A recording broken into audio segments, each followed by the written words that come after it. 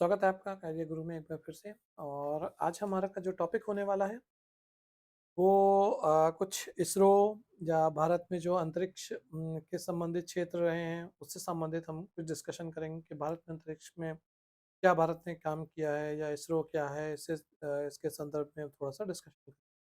अभी आपने हाल ही में सुना होगा, कुछ दिन पहले हमारे इसरो ने एक 36 सैटेलाइट लॉन्च किए थे।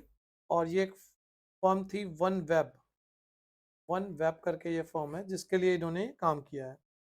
वन वेब के नाम से इसको जाना जाता है, जिसके लिए इन्होंने 36 सैटेलाइट लॉन्च किए हैं।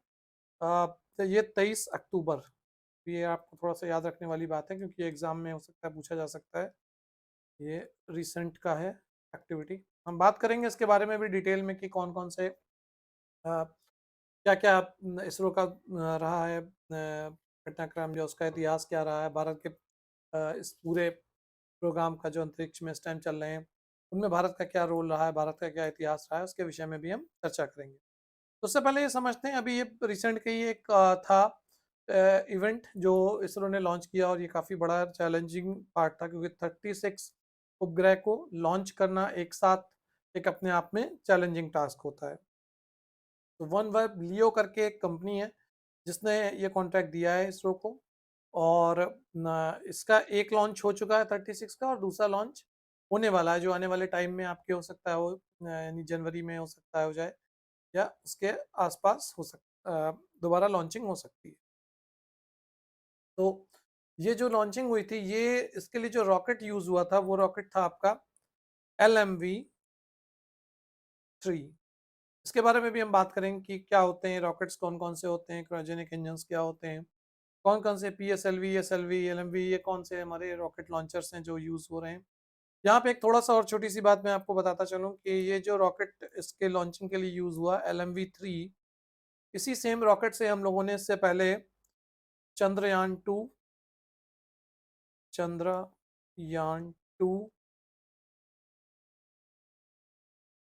चंद्रयान 2 जो हमने लॉन्च किया था, ये हमने लॉन्च किया था 2019 में।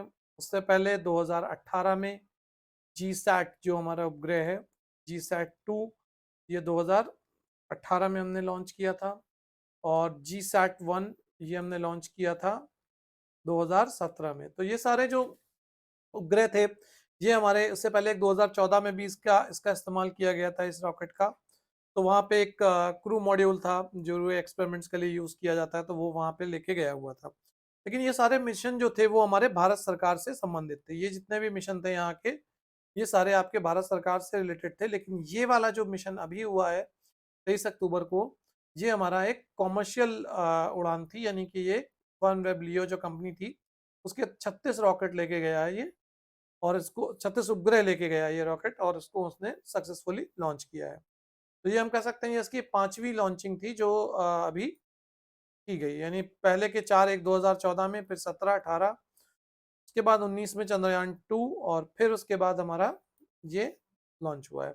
इसके बाद जो लॉन्चिंग है वो आपकी आने वाले समय में है, यानी कि 2023 की जनवरी में एक्सपेक्टेड है कि लॉन्चिंग हो सकती है इससे समय।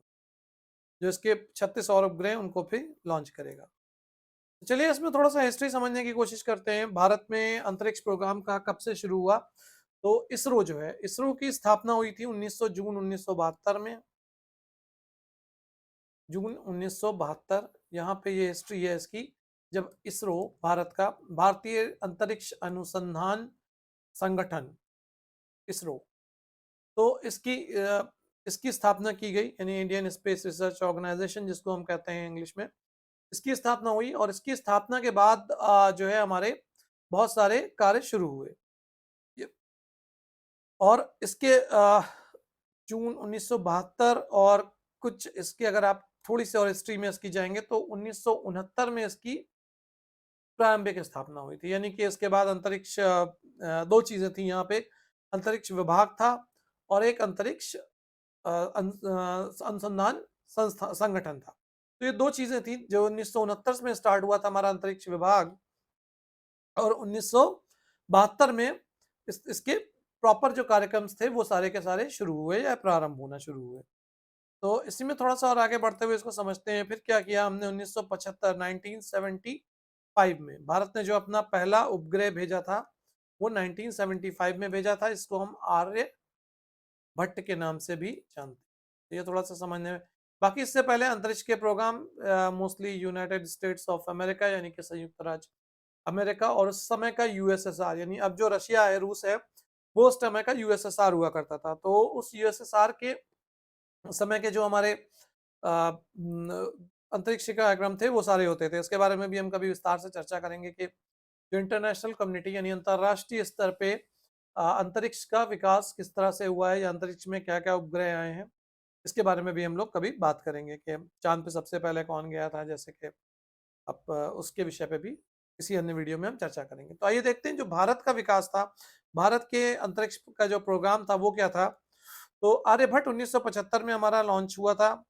जो पहला हमारा उपग्रह था उसके टाइम में 70 से आप कह सकते हैं जो 80 का दशक था, ये हमारा थोड़ा सा रिसर्च एंड डेवलपमेंट का था। जिसके बाद हमारी इनसेट सीरीज आ गई, इनसेट सीरीज के उपग्रह लॉन्च किए गए। तो यहाँ तक जितने भी थे वो सारे मौसम संबंधी या जो हमारे जो प्रक्षेपण थे उन सब के लिए ही यूज किया जाता था। यानी कि मोस्टली जो थे वो आपके मौसम या फिर दूरदर्शन या इन सब के लिए ही, हमारे सैनिक उपयोग के लिए इनका प्रयोग नहीं होता था, या ना या इतने इस तरह से कैपेबल भी माने नहीं गए थे कि वो सैनिक उद्देश्यों की पूर्ति कर सके। उसके बाद इसकी एक जो हमारा इसरो है, इस इसरो की एक शाखा है, इस शाखा को कहते हैं एंट्रिक्स। एंट्रिक्स जो है इसकी, ये आपकी यान, स्वदेशी यान जो प्रक्षेपण होता है इसके लिए प्रयोग की जाती है। यानी इसके लिए जो प्रोग्राम है ये इसकी एक कॉमर्शियल विंग कह सकते हो, या इसकी कह सकते हैं एक व्यवसायिक शाखा है एंट्रिक्स।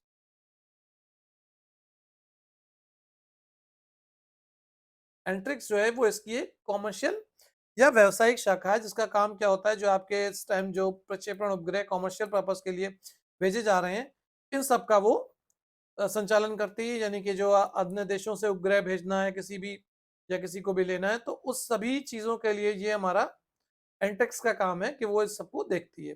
तो जो हमारे पहले जो इंसेट टाइप के उपग्रह थे, यानी भारतीय राष्ट्रीय उपग्रह प्रणाली जिसको हम कहते हैं, वो हमारे जो इंसेट कैटेगरी थी वो दूर संचार है आपके, या मौसम संबंधी जानकारी है, ये सारे जो आंकड़े होते थे इनको भेजते थे। सैनिक उद्देश्यों के लिए इनका कोई भी प्रयोग नहीं किया जाता था, या कह सकते हैं कि उस समय उतनी उपलब्धता नहीं हो रही थी। उसके बाद हमारे आईआरएस सिस्टम्स थे, जो सुदूर संवेदी प्रणाली जिसको हम कहते थे, जो आपके फोटो खींचते थे पृथ्वी के और उसको लेते थे।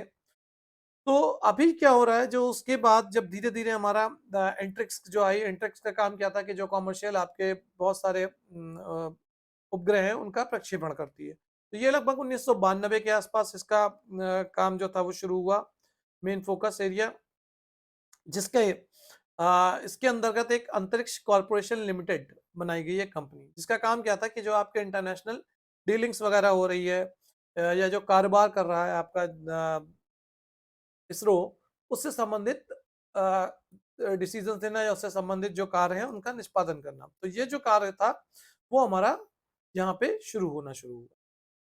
तो यहाँ पे तो ये इसकी शुरुआत हुई थी इनसेट और इसकी प्रणाली की। अब यहाँ पे हम देखते हैं कि जो अभी जैसे मैंने बोला कि रॉकेट आपका प्रक्षेपण करता है, तो रॉकेट जो होते हैं वो कौन कौन से होते हैं, या हमारे इनका ये किस तरह से क्यों इसकी रिक्वायरमेंट होती है। तो देखिए होता क्या है कि जब भी कोई भी उपग्रह होता है, तो जैसे ये हमारी एक पृथ्वी है, ये हमारी पृथ्वी चलती रहती है, इसके ऊपर एक स्पेस होता है, यानी कि स्पेस यानी जो आपका अंतरिक्ष का स्पेस है। तो अंतरिक्ष में एक निश्चित दूरी पे आपके उपग्रह को प्रक्षेपित कर दिया जाता है। तो वो क्या होता है, वो एक निश्चित दूरी पे आपकी एक निश्चित दूरी के ऊपर वो उपग्रह आपका यहाँ पे प्रक्षेपित कर दिया गया। तो वो क्या होगा, जैसे आपकी पृथ्वी अपनी जगह पे घूम रही है, ये आपका उपग्रह जो है वो इसी के अनुसार अपना चलता रहता है। यानी उसके जो जिस पर्पस के लिए उसको भेजा गया है, जिस कार्य के लिए भेजा गया है, उन उद्देश्यों की वो पूर्ति करता रहता है।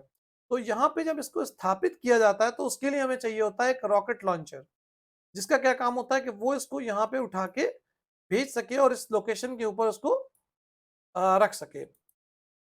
तो उसके लिए जो सबसे पहले जो हमारे पास आती थी वो टेक्नोलॉजी थी एसएलवी, जिसकी हम बात करते थे, वो थी एसएलवी। एसएलवी होता है सैटेलाइट लॉन्चिंग व्हीकल। तो ये जो होती है इसके अंदर आपके 4 लेयर्स होती थी, यानी कि 4 स्तर की इसको हम कहते थे रॉकेट प्रणाली। और इसके अंदर क्या होता था, आपके जो इंजन होता जो ईंधन होता है वो भी ठोस ईंधन होता था, और इसका लगभग पेलोड जो होता था वो 50 केजी तक ले जा सकती थी। पेलोड यानी कि कितना ले जा सकता है। इसरो ने 1990 में, जो हम इसके बारे में बात करते हैं, तो 1990 में रोहिणी नाम का एक उपग्रह था जिसको स्थापित किया था इसकी सहायता से। रोहिणी नामक उपग्रह था जिसको इसकी जो अंतरिक्ष निम्न कक्षा थी लगभग 450 किलोमीटर, वहां पे इसने इसको स्थापित किया था उस ऊंचाई के ऊपर, इस पहले रॉकेट के थ्रू, एसएलवी रॉकेट। एसएलवी के बाद जब टेक्नोलॉजी थोड़ा सा और बढ़ी तो हमारे पास आ गया ASLV, augmented satellite launching vehicle, ASLV. इसको कहते हैं संवर्धित उपग्रह प्रक्षेपण यान। जबकि उससे पहले जो था वो हमारे पास क्या था, वो हमारे पास था उपग्रह प्रक्षेपण यान, यानी सैटेलाइट लॉन्चिंग व्हीकल। ये हमारी उपग्रह प्रक्षेपण यान था। ये हमारा क्या आ गया, संवर्धित यानी ऑगमेंटेड उपग्रह प्रक्षेपण यान। तो ये प्रक्षेपण यान और ये आपका संबंधित फोन, मतलब इसके अंदर थोड़ा सा अमेंडमेंट्स हुए, ऑगमेंटेड कुछ चीजें आ गई, कुछ एनहेंसमेंट्स आए। तो ये जो हमारी टेक्नोलॉजी थी ये आपकी, इसके बाद इसका एनहेंसमेंट हुआ। तो क्या एनहेंसमेंट हुआ वो भी हम देखते हैं, समझने की कोशिश करते हैं। तो यहाँ पे क्या हुआ, यहाँ पे जो आपका पेलोड था वो पेलोड 150 किग्रा तक पहुंच गया, यानी 150 किलो तक आप इसके इसके साथ भेज सकते थे। और ये इसके अंदर भी आपका ईंधन भी ठोस था। और ये यहाँ पे जो 4 स्तर थे वो अब हमारे यहाँ पे जो मेजर चेंज आया वो क्या आ गया, 5 लेयर की हो गई, यानी 5 स्तर की आपकी प्रणाली हो गई। यानी जो स्तर होते हैं वो अलग अलग होते जाते हैं जैसे जैसे आपका यान ऊपर बढ़ता जाता है। तो ये एएसएलवी के अंदर जो उसके बाद यानी पीएसएलवी आया, एसएलवी आया, उसके बाद एएसएलवी आया, और इसके बाद जो हमारे पास आया वो आया हमारा पीएसएलवी। तो नेक्स्ट आया वो हमारे पास क्या थी, पीएसएलवी। और ये काफी ज्यादा फेमस टेक्नोलॉजी रही। इसको हम कहते हैं पोलर सैटेलाइट लॉन्चिंग व्हीकल, यानी ध्रुवीय उपग्रह प्रक्षेपण यान। तो यहाँ पे जो था, यहाँ पे आपके ये भी 4 लेयर का ही था, लेकिन इसके अंदर जो आपके इसका जो ईंधन होता था, वो ईंधन जो था वो आपका ठोस ईंधन पे नहीं था, बल्कि इसके अंदर कई सारे नाइट्रोजन टेट्राऑक्साइड और कई सारी चीजें और ऐड की गई। यानी जो इनिशियल लेवल था, यानी कि पहले प्रथम स्तर पे तो ठोस प्रशोधक था, यानी कि ठोस ईंधन ही यूज किया जाता था। लेकिन उसके बाद जैसे जैसे इसकी लेयर्स आगे बढ़ी, यानी दूसरा स्तर जो था वहां के ऊपर इसका लिक्विड वाला ईंधन इस्तेमाल किया जाने लगा पीएसएलवी के अंदर। तो यहाँ पे काफी सारी चीजें चेंज हुई, और लगभग जो आपका भार की कैपेसिटी थी वो आपकी 1600 केजी तक पहुंच गई, यहाँ से 620 किलोमीटर के रेंज। और अगर आप इसको 1050 किग्रा का वेट दीजिए तो ये जा सकता था आपका 36,000 किलोमीटर की ऊंचाई पे आप अपना उपग्रह स्थापित कर सकते थे। तो ये काफी सारा मेजर चेंज आया आपके एसएलवी के टेक्नोलॉजी में। उसके बाद जब आगे इसमें हम थोड़ा सा और आगे बढ़ते हैं तो देखते हैं जो नई टेक्नोलॉजी आई आपकी वो क्या थी, जीएसएलवी। उसके बाद जो हमारे पास टेक्नोलॉजी आई वो आई जीएसएलवी। इसको कहते हैं भूस्तर प्रक्षेपण, जियोटेटरी लॉन्चिंग व्हीकल। सो अब यहाँ पे क्या आया, यहाँ पे आपके 5000 किलो तक के का वेट जो था वो आप स्थापित कर सकते हो। जैसे पीएसएलवी चलता था लगभग उसी तरह की टेक्नोलॉजी थी, लेकिन इसके अंदर उससे ज्यादा एनहेंसमेंट्स किए गए। इसके अलावा जो आपका ईंधन था वो ठोस था, लेकिन उसके बाद फिर आपका लिक्विड यूज होता था। तो इस तरह से कई सारे आपके जो हमारी टेक्नोलॉजीज थी वो बदलती चली गई। ये हमारे जो थे ये प्रक्षेपण यान हुए थे जो हमारे स्थापित किए जाते थे या लगाए गए। उपग्रह जो होते हैं वो भी आपके कई सारी कक्षाओं में होते हैं, जैसे कि ध्रुवीय कक्षा जिसको कहते हैं, वो हमारी कहलाती पोलर ऑर्बिट। पोलर ऑर्बिट या ध्रुवीय कक्षा, जहां पे आपके मोस्टली लगाए जाते स्थापित किए जाते हैं बहुत सारे उपग्रह। तो इसके आगे बढ़ते हैं, जरा सा इसके अंदर और आगे देखते हैं कि क्या आता है। इसको आगे बढ़ते हैं, और इसकी अभी हम बात कर रहे थे एलएमवी, यानी एलएमवी जो हमारा अभी जिसने जो यूज हुआ है, LMV3। तो LMV3 यानी लॉन्च व्हीकल मार्क 3। LMV3 ने क्या किया, इसकी जो क्षमता है वो है 8000 किलोग्राम, और ये मेनली जो निचली कक्षाएं होती हैं उसके अंदर स्थापित करने के लिए इसको यूज किया जाता है। पृथ्वी की निचली कक्षाओं में आपके उपग्रह को स्थापित कर सकता है। इसकी क्षमता है 8000 केजी तक, और अभी 36, मैंने स्टार्टिंग में ही बताया, 36 हमने सक्सेसफुली लॉन्च किए हैं। उसके अलावा इसरो के जो अन्य प्रमुख आपके प्रोग्राम रहे हैं वो आपका चंद्रयान 1, चंद्रयान 2, मंगलयान भी हमने भेजा था 2013 में, नवंबर 5 नवंबर 2013 को। तो ये जो चंद्रयान, मंगलयान, इनके बारे में भी हम बात करेंगे, जो प्रमुख आपके किसी अन्य वीडियो में। लेकिन अगर आप समझ सकते हैं, चंद्रयान ये भारत का एक मिशन था, चंद्रयान 1, चंद्रयान 2, और मंगलयान भी था एक मिशन। अभी भारत में इसरो की जो आगे प्लानिंग है वो अंतरिक्ष में अपना ह्यूमन यानी को इसको भेजने की तैयारी के ऊपर भी प्रोग्राम है, और कई सारे अन्य कार्यक्रम भी चल रहे हैं। तो आगे हम देखेंगे किसी वीडियो में इसको, इसके बारे में और विस्तार से चर्चा करने की कोशिश करेंगे। अभी ये जो चार चीजें हैं, 5 चीजें, ये हमने इसको समझने की कोशिश की कि ये क्या होते हैं। यहाँ पे एक चीज और मैं आपको अभी आगे बताता हूँ, थोड़ा सा इसको आगे और देख लेते हैं। एक बहुत ही इंपॉर्टेंट कॉन्सेप्ट है, वो है क्रायोजेनिक इंजन। तो उसके बारे में भी थोड़ा सा समझने की कोशिश करते हैं कि ये क्रायोजेनिक इंजन क्या होते हैं। तो क्रायोजेनिक इंजन जो है ये क्या करता है, बेसिकली जो वर्ड है आपका क्रायो, क्रायो का मतलब होता है निम्न ताप, निम्न ताप। तो निम्न ताप के ऊपर, इसको हम क्यों समझ रहे हैं इसको भी अभी हम आपको आगे बताएंगे। तो निम्न ताप जो होता है इसका मतलब होता है क्रायो, क्रायो इसका मतलब होता है। तो क्रायोजेनिक जो होता है, इसके अंदर क्या होता है, हाइड्रोजन, हाइड्रोजन और ऑक्सीजन, ये दो गैसें जो होती हैं इनको निम्न ताप के ऊपर भरा जाता है इसके अंदर, यानी जो इसको ईंधन के रूप में प्रयोग किया जाता है। और जो ईंधन के रूप में प्रयोग होता है ये आपका -183 डिग्री सेल्सियस होता है इसका टेम्परेचर, डिग्री सेंटीग्रेड जिसको कहते हैं। और इसका होता है -256, -256, ये माइनस में है, ये ध्यान रखिएगा। तो क्या होता है इसका, माइनस में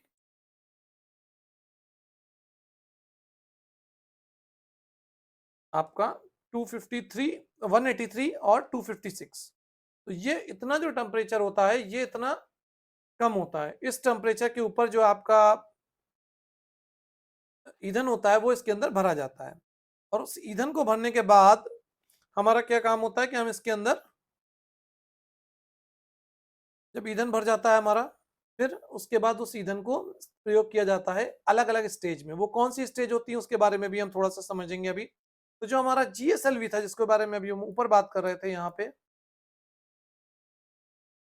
ये सो GSLV में जो स्टार्टिंग की स्टेजेस होती हैं, स्टार्टिंग स्टेजेस जो होती हैं वो आपकी सेम होती हैं, यानी कि जो आप जैसे हमारी PSLV में होती है, यानी ठोस आता है इंजन, उसके बाद फिर वो जलता है, तो वो स्टेज तो सेम होती है। लेकिन जो आपकी तीसरी स्टेज होती है, तीसरी स्टेज में आपके पास ये क्रायोजेनिक इंजन इस्तेमाल किया जाता है। और क्रायोजेनिक इंजन में क्या होता है कि ये आपका जो टेम्परेचर होता है ये बहुत ज़्यादा मिनिमम हो जाता है, और इसके ऊपर जो आपका ईंधन होता है यानी हाइड्रोजन और ऑक्सीजन वो भरा जाता है और वो जलता है। तो वो ईंधन टेक्नोलॉजी यहाँ पे यूज होती है, और इसके अंदर भारत ने अब क्रायोजेनिक इंजन का निर्माण शुरू कर दिया है। भारत भी इन इंजन को बनाता है। तो ये जो टेक्नोलॉजी है क्रायोजेनिक इंजन की, ये अभी हमारे सिर्फ विश्व के 6 देशों के पास है। ये भी थोड़ा सा याद रखने वाली चीज है कि जो है सबसे पहले तो हमारा USA आता है, यानी संयुक्त राज्य अमेरिका, उसके पास है। उसके बाद जो है हमारी ये टेक्नोलॉजी है चीन के पास भी, जो हमारा पड़ोसी देश भी है, और रूस के पास है। उसके अलावा क्रायोजेनिक इंजन जो है वो हमारे फ्रांस के पास भी है, जापान और भारत, जापान और भारत। तो ये हमको ध्यान रखने वाली चीज है कि कौन कौन से देशों के पास है क्रायोजेनिक इंजन। US, चीन, रूस, फ्रांस, जापान और भारत, इन देशों के पास ही ये टेक्नोलॉजी है कि आप उसको हाइड्रोजन और ऑक्सीजन को निम्न ताप पे द्रवित रूप में परिवर्तित करके ईंधन के रूप में प्रयोग कर सके। तो इसको ध्यान से समझिएगा, इन पॉइंट्स को, की पॉइंट्स को याद रखिएगा कि कौन से इंजन में, क्रायोजेनिक इंजन में किस टाइप की लॉन्चिंग व्हीकल में यूज होता है, उसके अंदर बेसिकली होता क्या है और उनका क्या ताप रहता है। क्वेश्चंस इसी से संबंधित आते हैं और इससे रिलेटेड भी पूछे जा सकते हैं। बाकी जो रिसेंट की अगर हम बात करें करंट अफेयर्स, तो वो 36 आपके उपग्रह को एक साथ लॉन्च किया है। वन वेब जो कंपनी, वन वेब लियो, इसका कॉमर्शियल पर्पस के लिए इसरो ने इसकी लॉन्चिंग की। एंट्रिक्स जो है वो इसकी कॉमर्शियल व्यवसाय के उद्देश्यों से संबंधित संस्था संगठन का हिस्सा है या भाग है जो देखता है। तो ये था कुछ आपको इसके बारे में डिटेल थोड़ी सी, और आगे देखते हैं हम इससे संबंधित और भी कुछ डिटेल कलेक्ट करके आपको इन्फॉर्मेशन ज़रूर बताएंगे कि और जो नए अपडेट्स आते हैं इससे रिलेटेड। और अगर हम चांद्र ग्रहण और मंगलयान इनके विषय में भी कोशिश करेंगे कि आपको अलग वीडियो में पूरी जानकारी अलग से दें। अभी के लिए इतना ही। अगर आपके कोई भी क्वेश्चंस हैं उनको आप हमें चैट बॉक्स में दे सकते हैं, चैट बॉक्स में उनको लिखिए अपने कमेंट्स में, और हम आपको उसको रिप्लाई करने की कोशिश करेंगे। मिलते हैं आगे नेक्स्ट वीडियो में आपसे एक बार फिर से। तब तक के लिए थैंक यू सो मच, धन्यवाद।